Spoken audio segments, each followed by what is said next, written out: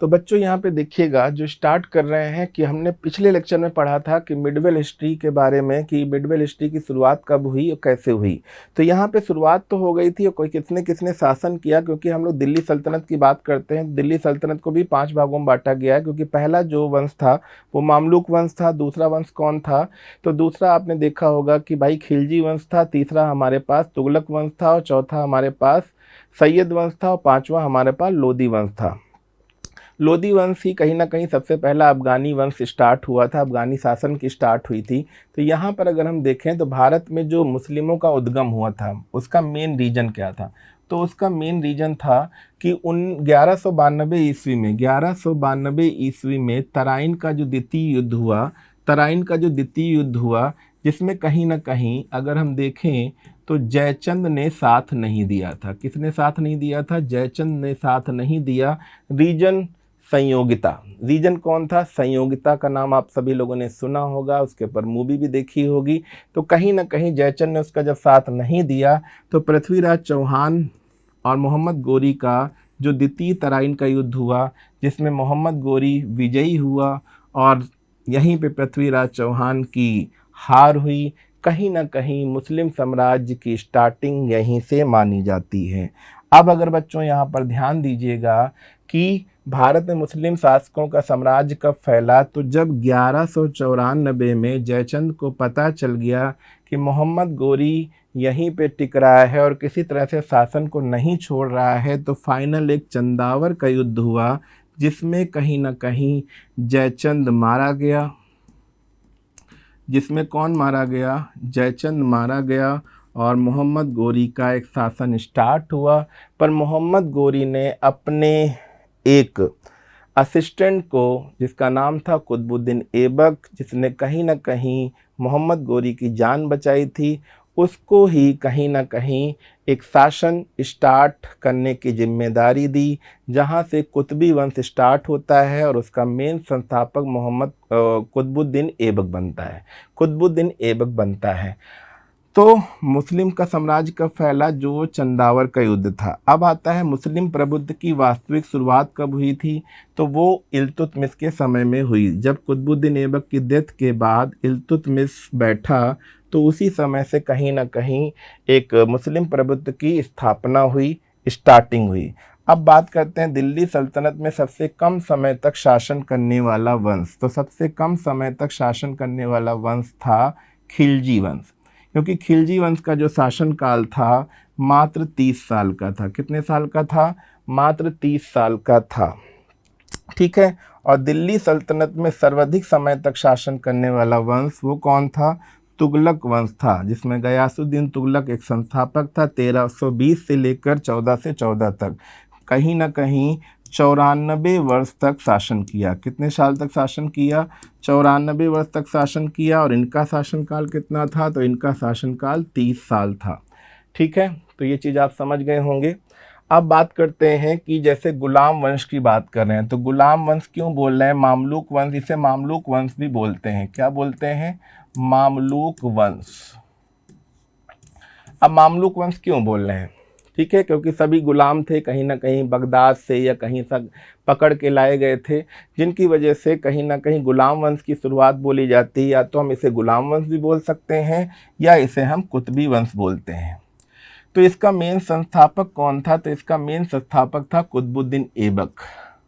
कौन था संस्थापक? कुतुबुद्दीन ऐबक, जिसकी अगर हम देखें तो चौगान खेलते हुए मृत्यु हो गई। चौगान खेलते मृत्यु हो गई। इसने ही सबसे पहली बार राजधानी लाहौर को बनाया था। राजधानी लाहौर को बनाया था। और जिस देश की अगर हम बात करें तो वो तुर्क था। तो दिल्ली सल्तनत का जो मेन संस्थापक है, इसको किसको माना जाता है? तो कुतुबुद्दीन ऐबक को माना जाता है, जो कहीं ना कहीं मोहम्मद गोरी का सिपह सलार था। ठीक है। इसके बाद इसका जो दामाद था, जिसने शमसी वंश स्टार्ट किया, और इसका शमसी वंश का जो संस्थापक था वो इल्तुतमिश था। इल्तुतमिश की ही बेटी का नाम रजिया सुल्ताना था, ये ध्यान रखिएगा। इल्तुतमिश की बच्चों जो लड़की थी उसका नाम रजिया सुल्ताना था, और अपने जीवन काल में ही रजिया सुल्ताना को सुल्तान घोषित कर दिया था। ठीक है। इसने अपनी राजधानी किसको बनाया, इसने अपनी राजधानी दिल्ली को बनाया था। ये भी एक तुर्क देश से था। ठीक है, दिल्ली सल्तनत का जो वास्तविक संस्थापक माना जाता है, ठीक है, वो इल्तुतमिश का ही माना जाता है। तो सबसे पहले आप ये क्वेश्चन पे नज़र डालिएगा, और दूसरा ये भी नज़र डालिएगा कि चालीसा दल का जो जनक है, चालीसा दल या चहलगानी, चहलगानी भी आपने वर्ड सुना होगा, चहलगानी जो वर्ड सुना होगा वो भी आपने सुना होगा इसी से। चहलगानी वंश जो सुना होगा, चालीसा दल का जो जनक था वो भी इल्तुतमिश था। फिर उसके बाद आ जाते हैं बलबनी वंश। बलबनी वंश ने ही चालीसा दल का खात्मा कर दिया, मतलब समाप्त कर दिया, क्योंकि पूरी तरह से अमीरों का ही एक रुतबा हो चुका था। वो जिसको चाहते थे हटा देते थे, जिसको चाहते थे बिठा देते थे। इसीलिए कहीं ना कहीं हम लोग बलबनी वंश को देखा जाए तो बलबनी वंश में गयासुद्दीन बलबन ने चालीसा दल को ख़त्म किया। इसने भी अपनी राजधानी किसको बनाया, इसने भी अपनी राजधानी दिल्ली को बनाया। और दिल्ली का पुराना नाम आप सभी जानते हैं, दिल्ली का पुराना नाम इंद्रप्रस्थ था। दिल्ली का पुराना नाम इंद्रप्रस्थ था। ठीक है, ये भी एक तुर्की शासक था, तुर्क देश से था। इसने ही, मैंने क्या बोला, चालीसा दल का दमन किया। जो 40 सरदारों का एक दल था, 40 सरदारों का, 40 अमीर सरदारों का जो दल था, उसको कहीं ना कहीं इसने ख़त्म कर दिया।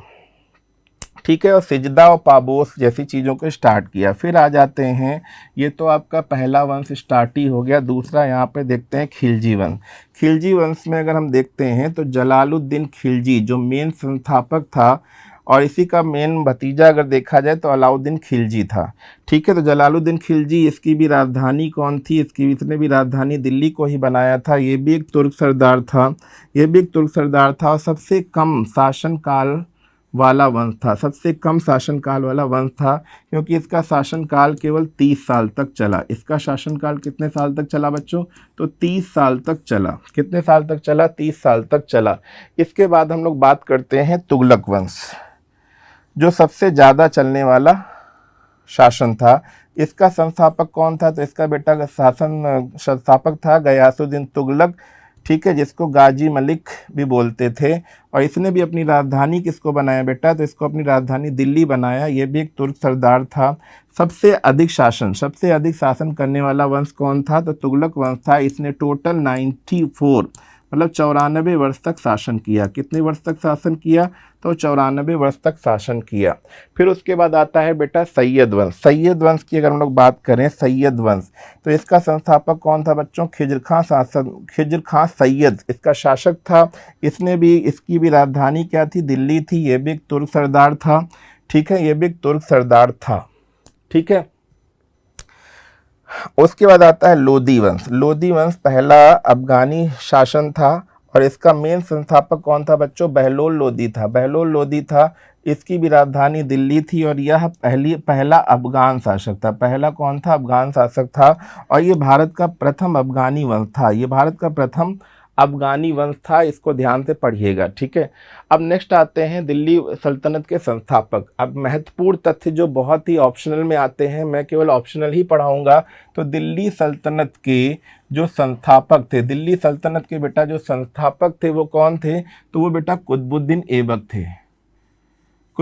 ऐबक थे, जिनकी कहीं ना कहीं चौगान खेलते हुए डेथ हो गई थी। चौगान एक कहीं ना कहीं घोड़े पे बैठ के चीज़ों खेलने वाला एक गेम होता है।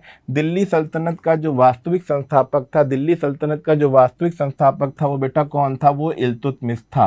और दिल्ली सल्तनत की राजधानी के रूप में स्थापित किसने किया, तो इल्तुतमिश ने ही किया। और इल्तुतमिश की ही लड़की का नाम रजिया सुल्ताना था। क्या नाम था, रजिया सुल्ताना। कुतुबुद्दीन ऐबक ने लाहौर से ही शासन किया था। पर दिल्ली को राजधानी किसने बनाया था बेटा, तो इल्तुतमिश ने बनाया था। अब दिल्ली का प्रथम मुस्लिम शासक कौन था, तो दिल्ली का प्रथम मुस्लिम शासक भी इल्तुतमिश था, ध्यान रखिएगा। दिल्ली मुस्लिम प्रभुत्व की वास्तविक शुरुआत किसने करी, तो वो भी इल्तुतमिश ने ही करी थी। अब भारत की, या कह सकते हो मध्यकालीन भारत की जो प्रथम महिला शासक थी वो कौन थी, रजिया सुल्ताना थी, जिसने अल्तुनिया से शादी करी थी। दिल्ली सल्तनत का सबसे वृद्ध शासक कौन था, तो जलालुद्दीन खिलजी था। जलालुद्दीन खिलजी था जिसकी कहीं ना कहीं उम्र 70 साल थी। तुर्क शासक में सबसे अधिक शासन करने वाला कौन था, फिरोज शाह तुगलक था, जिसने फिरोजाबाद से लेकर बहुत सारी नदियां, बहुत सारी अगर देखा जाए तो इसके नाम से स्टेडियम भी बना था। ठीक है, तो बहुत सारी चीज़ें आपने देखा होगा, फिरोज शाह तुगलक। ठीक है, तुर्क शासक में सबसे अधिक शासन करने वाला फिरोज शाह तुगलक था, फिरोज शाह तुगलक था, इसको आप ध्यान रखिएगा। अब लिखा है दिल्ली सल्तनत का सर्वाधिक विद्वान व शिक्षित शासक जो खगोल शास्त्री भी था, खगोल शास्त्री भी था, मैथमेटिशियन भी था, और आयुर्विज्ञान मतलब दवाइयों का नॉलेज भी रखता था, अनेक बहुत सारी विद्याओं में माहिर था। तो उसका नाम क्या था, मैंने फिर बताया ना, मोहम्मद बिन तुगलक, मोहम्मद बिन तुगलक। सांकेतिक मुद्रा का प्रचलन करने वाला दिल्ली का सुल्तान कौन था, वो भी मोहम्मद बिन तुगलक था, मोहम्मद बिन तुगलक था। होली जैसे धार्मिक त्योहारों में भाग लेने वाला भी प्रथम दिल्ली का सुल्तान कौन था, वो भी मोहम्मद बिन तुगलक था। ठीक है, दिल्ली सल्तनत मोहम्मद बिन तुगलक का पहला सुल्तान था। दिल्ली सल्तनत मोहम्मद बिन तुगलक पहला सुल्तान था जो हिंदुओं के त्योहारों, मुख्यतः चाहे होली हो, में भाग लेता था, जिसके कारण बर्नी ने उसकी कटु आलोचना करी। जो कट्टर कवि थे बर्नी, उन्होंने उसकी कटु आलोचना करी थी। इतिहासकार बदायूनी ने मोहम्मद बिन तुगलक की मृत्यु पर कहा भी था कि सुल्तान को अपनी प्रजा से, सुल्तान को अपनी प्रजा से और प्रजा को अपने राजा से मुक्ति मिली। ये लाइन पेपर में कई बार आती है, सुल्तान को अपनी प्रजा से और प्रजा को अपने राजा से मुक्ति मिली। ठीक है, बट बाकी बहुत सारी चीज़ों में वो सपोर्टिव भी था, पढ़ा लिखा भी था, जैसा कि आप यहाँ पे सामने देख रहे हैं। सबसे अधिक गुलाम रखने वाला सुल्तान कौन था, तो सबसे अधिक गुलाम रखने वाला सुल्तान था फिरोज शाह तुगलक। सबसे ज़्यादा शासन करने वाला तुर्क भी फिरोज शाह तुगलक था। टोपरा तथा मेरठ, टोपरा एक जगह, टोपरा तथा मेरठ के 2 अशोक स्तंभ को दिल्ली कौन लाया, तो भी वो फिरोज शाह तुगलक था। वो कौन था बच्चों, फिरोज शाह तुगलक था, इसको ध्यान रखिएगा। अब देखिए यहाँ पे एक बहुत ही इंपॉर्टेंट कैंडिडेट है इब्न बतूता, नाम खूब सुना होगा, इब्न बतूता। इब्न बतूता जो 1333 से 1346 तक भारत में रहा। इब्न बतूता कहाँ से आया था, तो सबसे इंपॉर्टेंट है मोरक्को। इब्न बतूता कहाँ आया था, मोरक्को। मूल का अफ्रीकी यात्री था। कहाँ का कैसा यात्री था, तो अफ्रीकी यात्री था। इसने क्या लिखा था जिससे हमारी मिडवल हिस्ट्री के बारे में पता चलता है, तो वो है किताब उल रहला। किताब उल रहला थी। इब्न बतूता यात्रा का पूरा वर्णन इसमें दिया है, किताब उल रहला, जिसमें कहीं ना कहीं मिडवल के लोगों का, बहुत सारे लोगों के बारे में यहाँ पे पता चलता है। ठीक है, अब अगर हम बात करें, अब हम लोग बात करें यहाँ पे इब्न बतूता देखा जाए तो मोहम्मद बिन तुगलक के शासनकाल कब तक चला, 1325 से 1351 ईस्वी में भारत आया।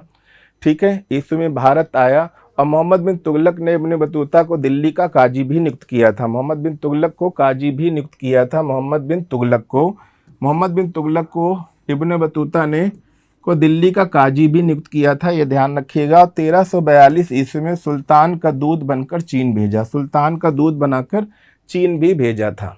ठीक है, ओके। अब यहाँ पे देखिएगा बहुत सारी इंपॉर्टेंट चीज़ें भी यहाँ पे हैं, बहुत सारी इंपॉर्टेंट चीज़ें भी यहाँ पे देखिएगा। जैसे अगर हम यहाँ पर देखते हैं 1178 जो फेमस यहाँ पे युद्ध थे, 1178 की अगर हम लोग बात करें, 1178 में माउंट आबू का युद्ध हुआ। जो किसके किसके बीच में हुआ था, मोहम्मद गोरी और मूलराज भीम, जिसमें कहीं ना कहीं मूलराज की विजय हुई थी। मूलराज सेकंड युद्ध जीत गया था। अगर यहीं पे मोहम्मद गोरी को मार दिया जाता तो कहीं ना कहीं आगे मुस्लिम शासन की शुरुआत नहीं होती बच्चों। ठीक है, सबसे दूसरा इंपॉर्टेंट कौन था, 1191 बहुत था। तराइन का जो प्रथम युद्ध था वो किसके किसके बीच में हुआ था, मोहम्मद गोरी और पृथ्वीराज चौहान। तो यहाँ भी मोहम्मद गोरी क्या हुआ, हार गया और पृथ्वीराज जीत गया। तो दोनों जगह देखा जाए तो मोहम्मद गोरी हार चुका था, बट कहीं ना कहीं हमारे वहाँ जो राजा थे काफ़ी मर्सी वाले थे, दया वाले थे, तुरंत माफ़ कर देते थे, ठीक है जाओ, ठीक है। पृथ्वीराज चौहान यहाँ पे जीता। फिर उसके बाद तराइन का जो द्वितीय युद्ध हुआ था 1192 में, तराइन का द्वितीय युद्ध, जिसमें मोहम्मद गोरी पृथ्वीराज चौहान का युद्ध हुआ। यहाँ पे मोहम्मद गोरी जीत गया, पर मोहम्मद गोरी ने ये गलती नहीं करी जो गलती पृथ्वीराज चौहान और मूलराज द्वितीय ने करी थी, ठीक है, जिसमें कहीं ना कहीं पृथ्वीराज चौहान को कुछ लोग बोलते हैं मरवा दिया गया। 1194 में जो फाइनल एक मुस्लिम शासन की शुरुआत हुई, चंदावर का युद्ध, जिसमें मोहम्मद गोरी और जयचंद थे, मोहम्मद गोरी और जयचंद थे, जिसमें जयचंद हार गया था और मार दिया गया। इसमें भी मोहम्मद गोरी जीता था, ठीक है। अब 1215 की भी अगर हम लोग बात कर लें, 1215 में तराइन का तृतीय युद्ध हुआ था, क्योंकि 1191-92 में प्रथम और द्वितीय तो हो ही गया था। ये किसके किसके बीच में हुआ था? तो इल्तुतमिश और यल्दौज के बीच हुआ था। इल्तुतमिश और यल्दौज के बीच हुआ था, इसमें इल्तुतमिश विजयी हुआ था। दूसरा 1518 में खतौली का युद्ध है। खतौली का युद्ध किसके किसके बीच में हुआ? तो महाराणा सांगा और इब्राहिम लोदी के बीच हुआ, जिसमें राणा सांगा की जीत हुई। जैसे कुछ लोग बोलते हैं ना, राणा सांगा ने इसको बुलाया उसको बुलाया, ऐसा कुछ नहीं। राणा सांगा तो ऑलरेडी जीत चुका था, यहाँ पे ये चीज़ ध्यान रखिएगा।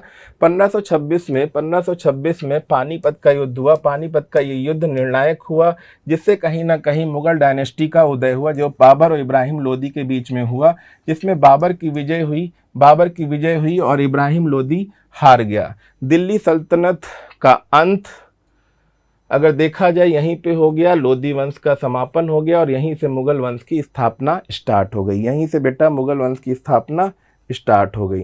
तो ये बहुत सारी चीज़ें हैं जो आपने यहाँ पे पढ़ी।